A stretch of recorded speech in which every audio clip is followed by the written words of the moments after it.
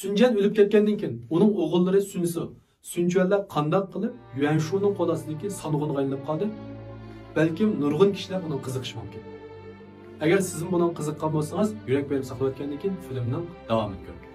Uch parchadan ko'rgan hamma do'stlar bilamiz. Sunjan qaslab o'ldirilgandan keyin Sunsi o'zining lashkarlarini boshlab Jangdong qaytdi. Ammo keyingi vaqtlarda bilib bilmayda u Yuanshuninki qo'l ostida bir sanog'in bo'lib qoldi. Demak, bu qandoq qilib sanog'in bo'lib qoldi? Shu vaqtdagi ahvol qaraydigan bo'lsak, Sunsi o'zining ming'im yetmagan qoldiq lashkarlarini olib Jangdong qaytdi. Ammo uningki lashkar nihoyat oz.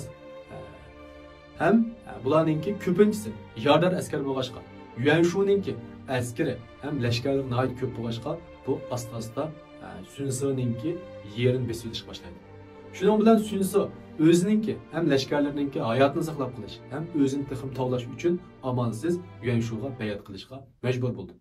U bu orqali nima ish qilmoqchi degan vaqtda birinchisi o'zini tavlamoqchi, ya'ni jang qilishda, jang mahoratlarida ham davlat idora qilish usullarini Yuanshudan o'rganmoqchi.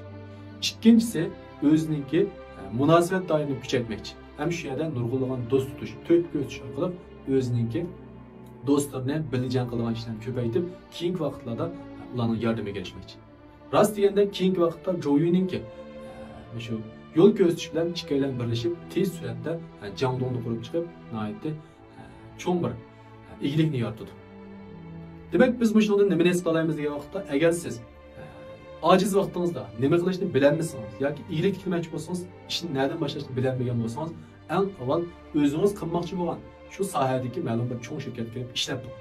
Siz bu shirkatda odam boshqarishni, muomala qilishni, qanday qilib shirkatni yurgizishni o'rganasiz. Nurg'unlagan tajribalarni to'plab olgandan keyin siz tabiiyla qanday qilib eglik tiklashni o'rganasiz degan gap. Agar siz bu gaplarga qo'shilsangiz, alt raqamini qoldirib qo'ying. Texnik ko'p eglik tiklashga oid mazmunlar qiziqsangiz, ayrim kanalga uchur qiling.